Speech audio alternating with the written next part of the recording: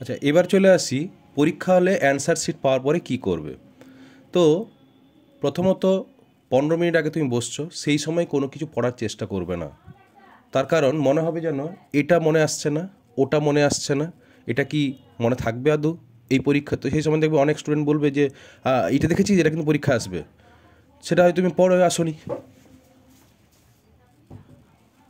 তো যদি পড়ে না আসো তখন কিন্তু তোমার টেনশন লেভেল বেড়ে যাবে। তাই কারোর দিকে তাকাবে না, চোখ বন্ধ করে মেডিটেশন করো। যদি তুমি মেডিটেশন না জানো, জাস্ট নিঃশ্বাসটা কীভাবে যাচ্ছে আসছে সেই দিকেই ধ্যান দাও, ঠিক আছে?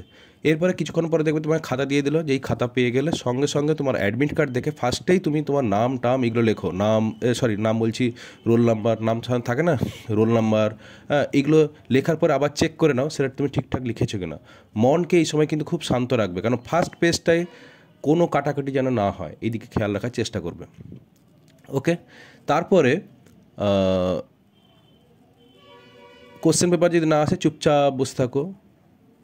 এবার কোশ্চেন পেপার এলো, সরি, অ্যান্সার পেপারটা তোমাকে দিল। অ্যান্সার পেপার পাওয়ার পরে তুমি তো অলরেডি তুমি অ্যান্সার পেপারে তুমি অলরেডি নাম টাম লিখে ফেলেছো। এবারে দেখছো কোশ্চেন পেপারটা আসছে না, তখন তুমি এই যে অ্যান্সার শিটে স্কেল বসিয়ে দেখছো তোমার কোশ্চেন পেপারটা আসছে, মানে অনেক টাইম রয়েছে। স্কেল বসিয়ে পেন্সিল দিয়ে টানবে, কখনোই পেনে টানবে না, তাহলে কী হলো পেনের দাগ ওই স্কেলে লেগে টেকে গোটা পেজ ঘেঁটে যেতে পারে।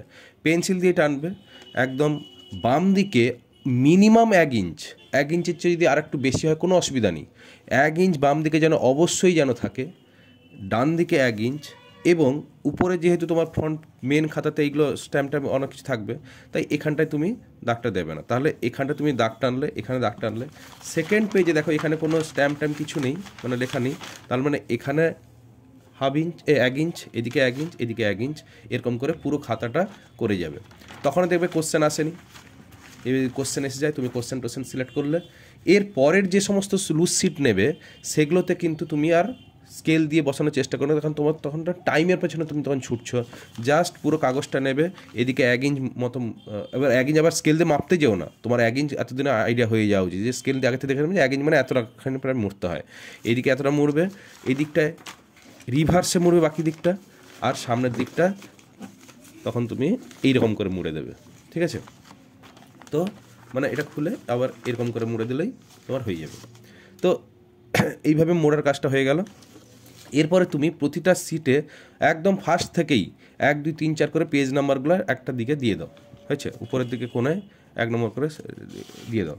এরপরে তুমি কি করবে, এবার যখন দাগ নাম্বার দেবে অবশ্যই ধরো এইটা তোমার মার্জিন আছে, মার্জিনের ভেতরে কখনো দাগ নাম্বার দিতে যেও না, কারণ অনেক সময় কি হয় ওই উত্তরটার কোনো পয়েন্ট লিখতে হচ্ছে, সেখানে হয়তো 1 2 3 4 করে লিখতে হচ্ছে, তার সঙ্গে মেন কোশ্চেনের দাগ নাম্বার মিশে যেতে পারে। তাই মার্জিনের এপাশে দাগ নাম্বার দেবে এবং এদিকে তোমার 1 2 3 4 যে পয়েন্ট কোশ্চেন অ্যান্সারের পয়েন্ট সেগুলো তুমি লিখতে পারো। এবার ধরো 1-এর দাগের এ লিখলে, পরের দাগে ধরো 1-এর দাগের বিটা লিখতে হবে, তো কখনোই শুধু বি লিখবে না, 1-এর দাগে বি লিখবে এইভাবে। এবং দুটো কোশ্চেনের মাঝখানে যেন অ্যাটলিস্ট এতটা যে গ্যাপ থাকে, তার কারণ পরে যদি হঠাৎ মনে হয় যে একটা লাইন ঢোকাতে হবে, সেখানে তুমি ঢোকাতে পারো। আর যদি না ঢোকাতে হয় ফাঁকা থাকলেও ভালো। আবার বেশি ফাঁকা দিলে মনে হবে পরীক্ষক ভাবতে পারেন যে এ মনে হয় কোনো জিনিস লিখতে হয়তো ভুলে গেছে, এটাও ওর মধ্যে ধারণা আসতে পারে। এবারে লিখতে লিখতে যদি দেখো কোনো কোশ্চেনের ছবি অলরেডি বলেছে ডায়াগ্রাম করো, তাহলে সঙ্গে সঙ্গে ওই কোশ্চেনের সঙ্গে ছবি এঁকে যাবে। আর যদি মনে করো যে না কোনো পেন্সিলের ডায়াগ্রাম আছে, ছবিটা কিন্তু আঁকতে বলেনি, তাহলে তুমি এইরকম করে জায়গা স্পেস কেটে দাও অথবা ছেড়ে যাও, অথবা ধরো বড় ছবি আছে তাহলে এতটা জায়গা ছেড়ে পরে লেখার চেষ্টা করো। লাস্টের যে তুমি 10 মিনিটে এইগুলো কিন্তু তখন তুমি লিখবে। ওকে, তো আরেকটা জিনিস বলে রাখি, কখনো বিভিন্ন কালারের পেন ইউজ করবে না, এতে কনসেন্ট্রেশন ব্রেক হয়। তোমার তখন মনটা থাকবে আচ্ছা হেডলাইনটা ব্ল্যাকে করি, লেখাটা ব্লুতে করি, এই ধরনের মানসিকতা থাকে। তো এতে কিন্তু নাম্বার বাড়ে না। তোমরা হায়ার স্টাডি করছো মানে কন্টেন্ট টিচার দেখবেন, তো সেক্ষেত্রে তুমি কি করবে, একটাই পেনে লিখলে তাতেই আন্ডারলাইন করে দেবে এবং সেই পেনে লেখাই করবে, তাতে কী হবে, তোমার কনসেন্ট্রেশন দিকেই মন দেবে, কন্টেন্টের উপরে। হ্যাঁ, পেন চেঞ্জ করার উপরে মন থাকবে না। ডায়াগ্রাম সবসময় পেন্সিল দিয়ে আঁকার চেষ্টা করো, কেন ভুল ত্রুটি হতে পারে, কখনো পেনে ডায়াগ্রাম আঁকবে না।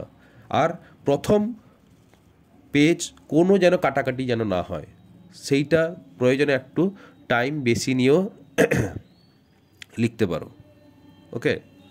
আর অলরেডি কোশ্চেন সিলেকশানের ক্ষেত্রে আমি বলেছি যে প্রতিটা কোশ্চেনের জন্য 3 মিনিট হলে এ বিভাগে যদি 5টা কোশ্চেন থাকে, প্রতিটা কোশ্চেন 2 মিনিট, 2 মার্কস, মানে একটা কোশ্চেন ছ মিনিট, তো আমি সেটা 6 মিনিট, 5টা কোশ্চেন 6×5 30 মিনিট, তাহলে ঠিক একের দাগে 30 মিনিট, 2-এর দাগে 30 মিনিট, 3-এর দাগে 30 মিনিট, 1.5 ঘন্টা হয়ে গেছে, বাকি দেখবে তোমার আরও আধ ঘন্টা মতো থেকে যাচ্ছে। এরকম একটা অ্যাপ্রক্স কিন্তু টাইমের কিন্তু হিসাব যেন থাকে।